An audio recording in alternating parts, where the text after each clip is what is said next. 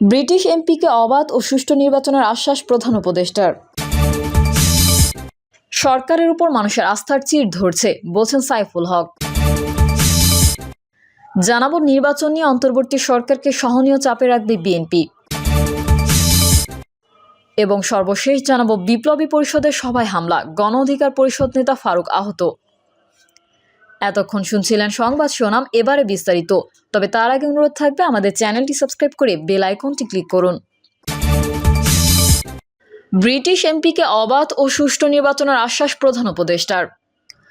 আগামী জাতীয় সংসদ নির্বাচন সম্পূর্ণ অবাধ ও সুষ্ঠু হবে বলে আশ্বাস করেছেন আশ্বস্ত করেছেন প্রধান উপদেষ্টা ডক্টর মোহাম্মদ ইউনূস। প্রধান উপদেষ্টা বলেন, গত 3টি নির্বাচনে মানুষ ভোট দিতে পারেনি। এতদিন একটি ভুয়া সংসদ, ভুয়া এমপি ও একজন ভুয়া স্পিকার ছিল। পুরো দেশের মানুষ এখন তাদের কথা বলার স্বাধীনতা ফিরে পেয়েছে। এতদিন তাদের মুখ জোর করে বন্ধ করে দেওয়া হয়েছিল। প্রধান উপদেষ্টার সঙ্গে আলাপে আগামী নির্বাচনের সম্ভাব্য তারিখ, অন্তর্বর্তী সরকারের নেওয়া সংস্কার উদ্যোগ ও রাজনৈতিক দলগুলোর অংশগ্রহণের প্রক্রিয়া নিয়েও কথা বলেন রূপা হক। এ সময় নতুন বাংলাদেশ দেখে তিনি উৎসাহিত হয়েছিলেন বলে জানান। অধ্যাপক ইউনূস তাকে বলেন, পরবর্তী সাধারণ নির্বাচনের জন্য 2টি সম্ভাব্য সময়সীমা রয়েছে। তা হলো এবছরের ডিসেম্বর বা আগামী বছরের মাঝামাঝি। তিনি বলেন, জনগণ কতটুকু সংস্কার চায় তার উপর নির্ভর করে নির্বাচন কবে অনুষ্ঠিত হবে তা জানানো হবে। রূপা হক আগামী সাধারণ নির্বাচন পর্যবেক্ষণে বাংলাদেশে আসার আগ্রহ প্রকাশ করেন। সরকারের উপর মানুষের আস্থার চির ধরছে বলছেন সাইফুল হক।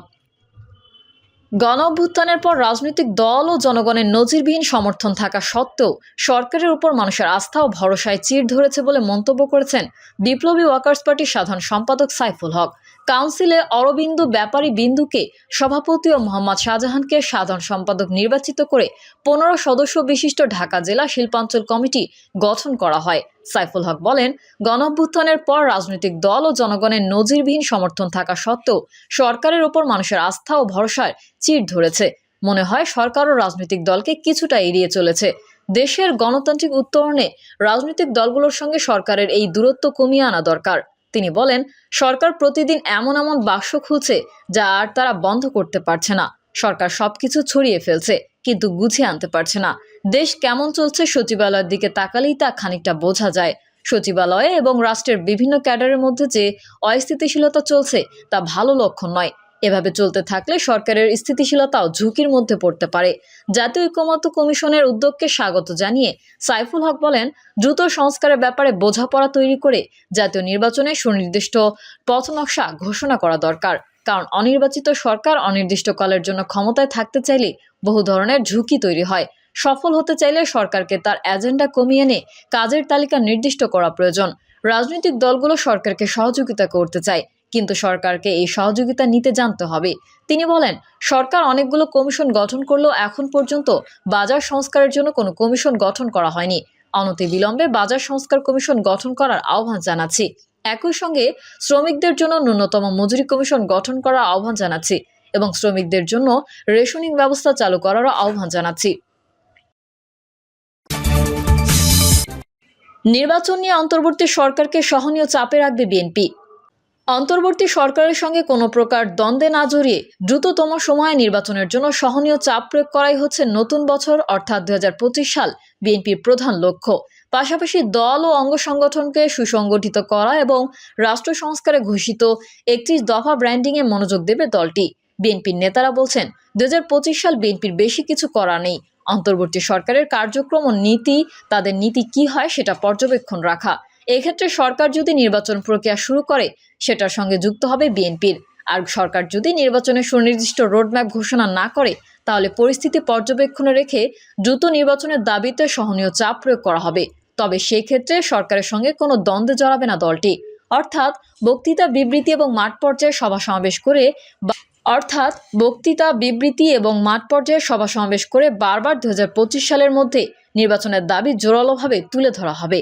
বিএনপির স্থায়ী কমিটির সদস্য আমির খসরু মোহাম্মদ চৌধুরী ঢাকা পোস্টকে বলেন, আমাদের চাওয়ার কিছু নেই। বাংলাদেশের মানুষ ভোট দিতে চায়। তারা ভোট দিয়ে তাদের নির্বাচিত সরকারকে ক্ষমতায় দেখতে চায়, যে সরকার তাদের কাছে দায়বদ্ধ থাকবে, তাদের কাছে জবাবদিহি করবে। তিনি আরো বলেন, বিএনপির লক্ষ্য হচ্ছে রাষ্ট্রের মালিকানা জনগণের কাছে ফিরিয়ে দেওয়া। সেটার একমাত্র পথ হচ্ছে নির্বাচন। জনগণ সিদ্ধান্ত নেবে আগামী দিনের বাংলাদেশ কোন পথে যাবে বা কিভাবে চলবে। এটার জন্য মানুষ জীবন দিয়েছে, খুন গুম হয়েছে। এর আগে নির্বাচনের দাবিতে সরকারের ওপর চাপ তৈরিতে বিএনপির কর্মসূচি নিয়ে মাঠে নামবে কিনা এমন প্রশ্নের জবাবে আমির খসরু বলেছিলেন, আমরা শান্তিপূর্ণ পরিবেশে উদার গণতন্ত্রের পথে এগিয়ে যেতে চাই। অনেক সংঘর্ষ হয়েছে, দেশের মানুষ অনেক ক্ষতিগ্রস্ত হয়েছে। সেই সাংঘর্ষিক রাজনীতি বাংলাদেশে আর যেন ফিরে না আসে সেই চেষ্টা করে যাচ্ছে। সেটা সফল হবে একমাত্র দ্রুত একটা নির্বাচনের মধ্যে দিয়ে।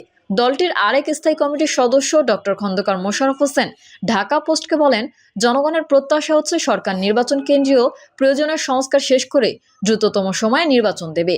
জনগণের রাজনৈতিক দল হিসেবে বিএনপির একই প্রত্যাশা।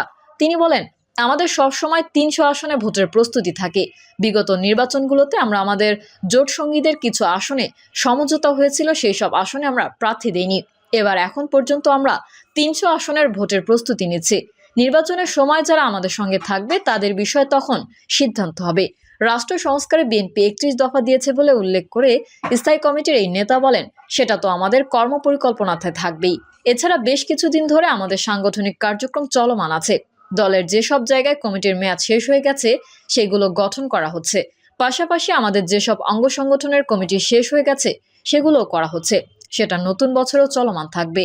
নাম প্রকাশে অনিচ্ছুক দলটির আরেক স্থায়ী কমিটির সদস্য ঢাকা পোস্টকে বলেন, ২০২৫ সালের মধ্যে যদি সরকার নির্বাচনের তারিখ অর্থাৎ রোডম্যাপ ঘোষণা করে তাহলে নির্বাচন প্রক্রিয়া যুক্ত হয়ে যাবে বিএনপি। পাশাপাশি সাংগঠনিক কার্যক্রম চালিয়ে যাবে। আর সরকার যদি নির্বাচন বিলম্বিত করতে চায় সেই ক্ষেত্রে আমরা নির্বাচনের জন্য বক্তব্য বিবৃতি সারা দেশে সভা সমাবেশের মাধ্যমে সরকারের উপর সহনীয় চাপ তৈরি করব। এছাড়া সরকারের সঙ্গে আলাপ আলোচনা এবং বৈঠক হলে সেখানে বারবার নির্বাচনের তাগাদা দেওয়া হবে। তবে সরকারের সঙ্গে বিএনপির কোনো প্রকার দ্বন্দ্বে জড়াবে না বলে জানান বিএনপির এই নেতা। তিনি বলেন, আমরাই বলে আসছি আমাদের আন্দোলনের ফসল বর্তমান সরকার।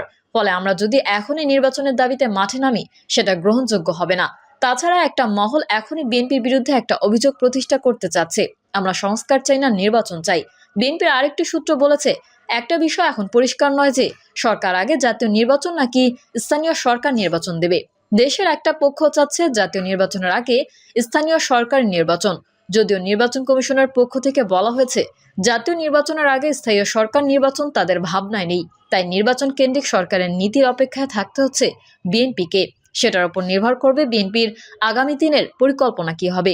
২০২৫ সালে বিএনপির প্রত্যাশা হচ্ছে জনগণের ভোটাধিকার ফিরিয়ে আনা বলে উল্লেখ করে বিএনপির স্বাস্থ্য বিষয়ক সম্পাদক ডক্টর রফিকুল ইসলাম বলেন, জনগণের দল হিসেবে বিএনপির করণীয় হচ্ছে মানুষের তার ভোটাধিকার ফিরিয়ে দেওয়া। জনগণ যাতে তাদের ভোট দিয়ে সরকার তাদের নির্বাচিত করতে পারে। প্রিয় দর্শক, এই ছিল এখনকার সর্বশেষ সংবাদ। আপডেট সহ সংবাদ পেতে চ্যানেলটি সাবস্ক্রাইব করে বেল আইকনটি ক্লিক করুন। কমেন্টে আপনার মতামত জানিয়ে আমাদের সাথেই থাকুন। ধন্যবাদ সবাইকে। আল্লাহ হাফেজ।